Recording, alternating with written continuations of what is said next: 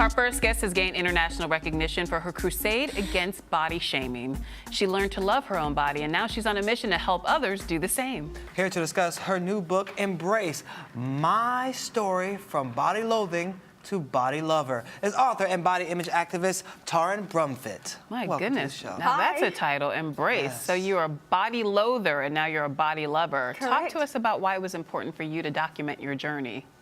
Well, the minute I learned how to love my body, I wanted to share that with as many women as I could right around the world, because it felt like I'd won the golden ticket. So many women are anchored down about how they feel about their body. It's so true. And it's preventing them from being all that they could be in this world. So I just wanted to share and get women from where I was, body loathing, to this really cool, liberating, awesome, fun life that is when you wholeheartedly and unconditionally love your body. Why are we so preoccupied with our bodies, women, and why do so many of us loathe our bodies?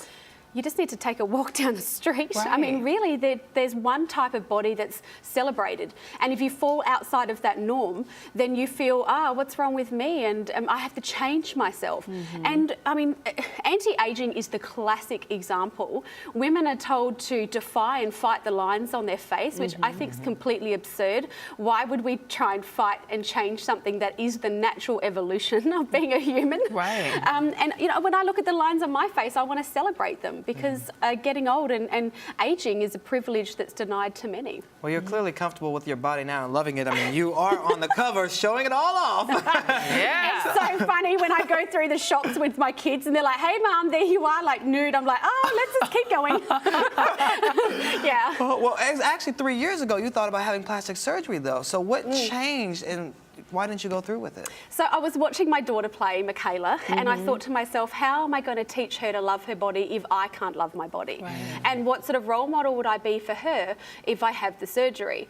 And I think the most important thing for me to say at this point is that if you have had surgery, it doesn't make you a bad role model for your children. No, because this now is there's just like my plastic story. surgery shaming too, along with fat shaming and along with skinny shaming. We need to stop shaming, the full shaming. stop. You know, I Right. think the thing about us women and human beings is that we all do the best we can, given our very unique circumstances, and we need to stop judging and just be more kind to each other, and most importantly, be kind to ourselves. Now, you were actually a bodybuilder before, is that correct? I think we could loosely say I was a bodybuilder. Okay. Very, very loosely. Very loosely. 15 weeks. So after I decided to not have the surgery, I still wondered what would it feel like to have the perfect body. And I trained. I thought, what a good idea. Let's see if I can get a bikini body. Will it change how I feel about myself? So what size were you? How thin did you get? How much muscle did you Look, amass? I know that- and what amount of time? 15 weeks. 15 I weeks. lost about 15 kilos, and basically my body shape was not my natural body shape, because it was very hard for me to have a bikini body. What'd you do? What didn't I do? I just trained so hard. I was at the gym 2 and 3 hours a day. I was eating lots of broccoli and chicken, and I mean, I love my food. I am a foodie. But were you loving life at that time? Was it enjoyable to you? No, and that's the point, right? That I think everyone thought and said to me, wow, you've got 3 children, how inspiring, you've got this body.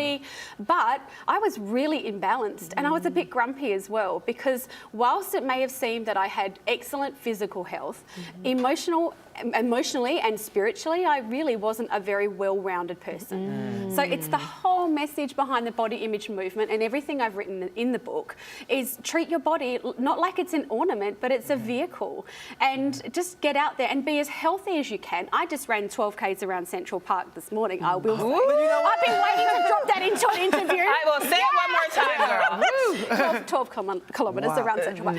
But this is the thing, that my body does everything it needs to do. And I often get people say, Taryn, where do you get all your energy from? And yet my body on social media is slammed. And I've been slammed for promoting obesity. And I invite all those nasty pants to come for a run with me tomorrow morning. But are you Keep up. promoting obesity, though? Or are you promoting a Please. healthier you, a more comfortable you? Of course I'm not promoting Exactly, obesity. it's I'm different. promoting, people to be the best they can be. Right. And this story is slightly heavy, but during the campaign last year for the documentary I'm making, I had one woman reach out to me, and she said to me, Taryn, I was abused as a child and I've eaten my way through life to survive. And now she said, I'm in my 20s and I'm fat and I'm shamed for being fat. But you know what? I am doing the best that I can do. And I just think that we all need to judge less and just give each other a break. Because basically, we need to be kinder to one another. You mentioned social media earlier. What role do you think social media is playing in all this fat shaming, body shaming, whether it be, again, skinny shaming, fat shaming, plastic surgery shaming? What role is social media? Well, social media can be really, really powerful. For me, it's a wonderful platform for me to share my story. And it's a way for you to connect. Oh, it is. It's amazing for that. But then, of course, there's the other side of it, where there are trolls and there are people that say things that are very unhelpful and very unkind. I think we need to be educating our young children the dangers of social media, but also what we often see is not actually real.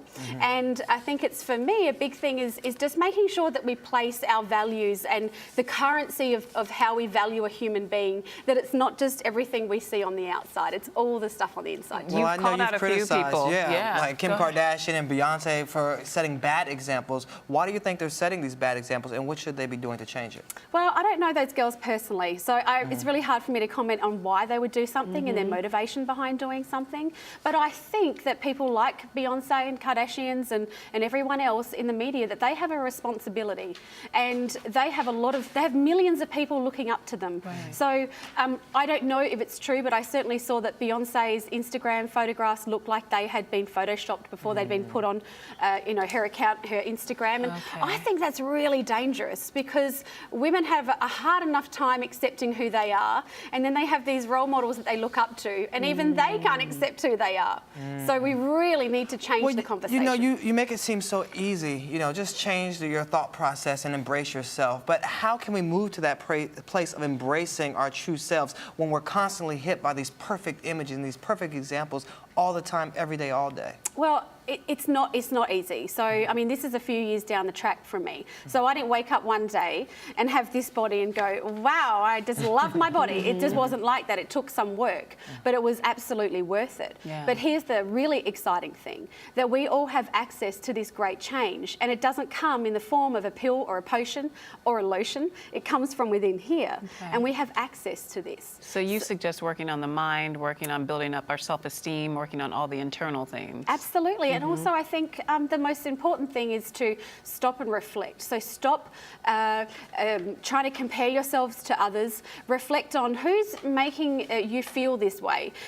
Don't try and be something other than what you are. Don't buy into the messages that say that you should have wrinkle-free skin and dimple-free thighs. Oh, all of that, please. Let me tell you one thing, and this might really resonate with your viewers, is I've asked this question of tens of thousands of women right around the world. I've said to them, what do you think that you'll be thinking about when you take your final breath on this earth? And I've never had anyone say, oh, my stretch marks, or my cellulite, or my wobbly arms when I wave. No one has said this. So while we're breathing, able, capable, and living, let's live with that perspective and have gratitude for all that we have. Hallelujah. Amen. I like that. Fantastic, girl. All right. Well, we've got to run to break, but you have a documentary that you're working on. I am. Kickstarter campaign also in full effect. Yeah, and we can go to where to donate? Well, you can go to bodyimagemovement.com. And we're in the final stages. So we're looking for some final donations just to get us over. And I'm super excited to share that with the world. So they can donate there and also go to their local stores to get Embrace. And it's #1 on Amazon. Congratulations. Very exciting. Amazing. Thank you. Thank you so much for joining us. It's and my we'll pleasure. be right back.